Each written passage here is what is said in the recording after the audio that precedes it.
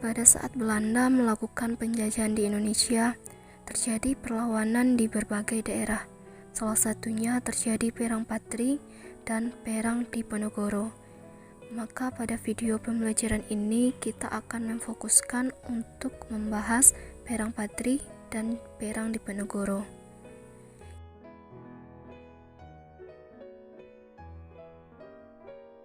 Yang pertama, Perang Patri. Latar belakang terjadinya Perang Patri di Sumatera Barat. Perang Patri dilatar belakangi oleh perselisihan antara kaum adat dengan kaum Patri, atau yang disebut juga dengan kaum agama di Minangkabau, mengenai masalah penerapan syariat Islam di tanah Minangkabau. Kaum Patri berusaha untuk menghilangkan unsur adat karena tidak sesuai dengan ajaran Islam. Unsur adat atau kebiasaan yang tidak sesuai dengan ajaran agama Islam ialah seperti perjudian, menyambung ayam, minuman keras, aspek hukum matriarkat mengenai warisan, serta longgarnya pelaksanaan kewajiban ritual formal agama Islam di Minangkabau.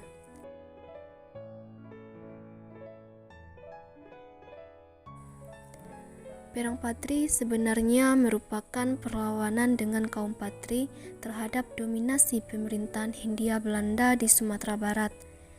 Kemudian adanya pertentangan antara kaum Patri dengan kaum adat atau kaum agama telah menjadi pintu masuk bagi bangsa Belanda untuk ikut campur terhadap perselisihan yang terjadi antara kaum adat dengan kaum Patri. Perang Patri di Sumatera Barat dibagi dalam 3 fase. Fase pertama terjadi pada tahun 1821 sampai 1825. Fase kedua terjadi pada tahun 1825 sampai 1830. Dan fase ketiga terjadi pada tahun 1830 sampai 1837.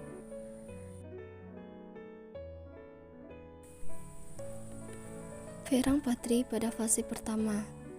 Kaum Patri melakukan penyerangan pos-pos Belanda dan mencegah patroli yang dilakukan oleh bangsa Belanda. Kesatuan kaum Patri di Bonjol yang dipimpin oleh Tuanku Imam Bonjol merupakan pemimpin yang gigih dalam melawan kekejaman dan keserakahan Belanda di Minangkabau. Pada tanggal 26 Januari 1824, Belanda mengambil strategi damai dan melakukan perundingan yang dikenal dengan Perjanjian Masang. Namun ternyata Belanda memanfaatkan perjanjian damai tersebut sehingga perlawanan kaum Patri terus berlanjut di berbagai tempat. Perang Patri pada fase kedua yang terjadi pada tahun 1825 sampai 1830 terjadi perjanjian damai di antara Belanda dengan pemuka kaum Patri seperti Sulaiman Al-Jufri dan Tuanku Lintau pada tanggal 15 November 1825 yang dikenal dengan Perjanjian Padang. Sedangkan Perang Patri pada fase ketiga yang terjadi pada tahun 1830 sampai 1837, kaum Patri akhirnya mendapat simpati dari kaum adat, sehingga bersatulah kaum adat dan kaum agama dan bersama-sama menghadapi penjajah Belanda. Pada tanggal 25 Oktober 1837, Tuanku Imam Bonjol ditangkap sehingga pasukan yang lolos tetap melanjutkan perang gerilya mereka di hutan-hutan Sumatera Barat.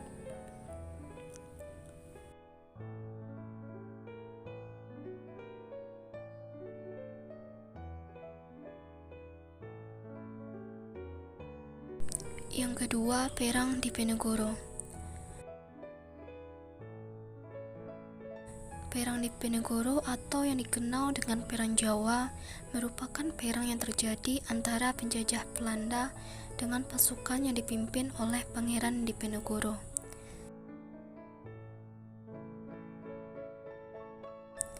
Perang Diponegoro berawal dari kekecewaan Pangeran Diponegoro atas campur tangan Belanda terhadap istana dan tanah tumpah darahnya.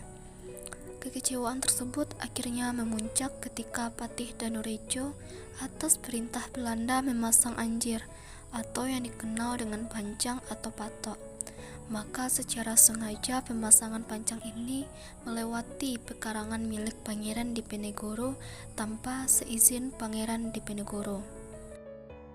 Mengatur strategi dari Selarong. Langkah-langkah strategi perang Pangeran Diponegoro.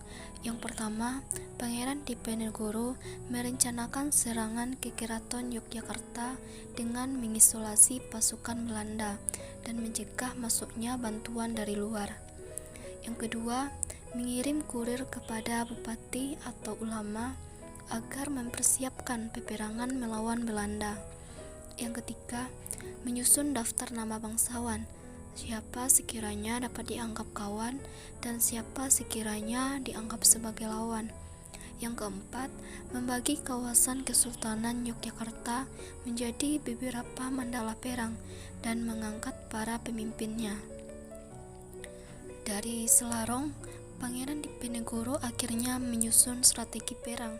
Pangeran Diponegoro dibantu oleh Pangeran Mangkubumi sebagai penasehat, Pangeran Ngabehi Jayakusuma sebagai panglima, dan Sentot Ali Basyah Prawidirja sebagai panglima perang.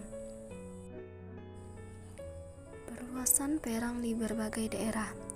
Pergerakan pasukan Pangeran Diponegoro akhirnya meluas dari daerah Banyumas, Kedu, Pekalongan, Semarang, dan Rembang. Kemudian ke arah timur meluas ke Madiun, Magetan, terus ke Kediri dan sekitarnya. Benteng Stelsel pembawa petaka. Kenapa benteng ini dianggap sebagai pembawa petaka? Karena pada saat menangani perlawanan Diponegoro, Belanda menggunakan siasat yang licik yang diberi nama dengan Benteng Stelsel. Jenderal de Kock menerapkan taktik perang dengan sistem Benteng Stelsel ini yang mengakibatkan sempitnya ruang gerak pasukan Diponegoro.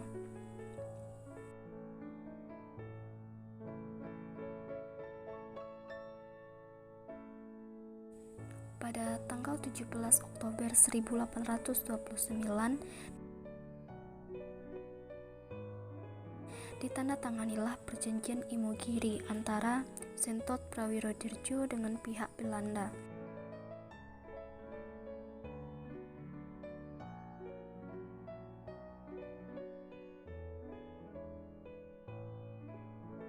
Pertama, Sentot Prawirodirjo diizinkan untuk tetap memeluk agama Islam.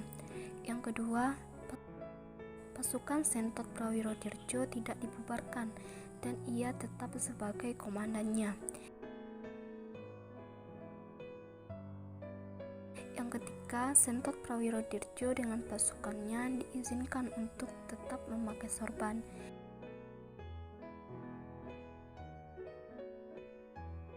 Yang keempat, sebagai kelanjutan dari perjanjian itu, maka pada tanggal 24 Oktober 1829, Sentot Prawirodirjo dengan pasukannya memasuki ibu kota negeri Yogyakarta untuk secara resmi menyerahkan diri.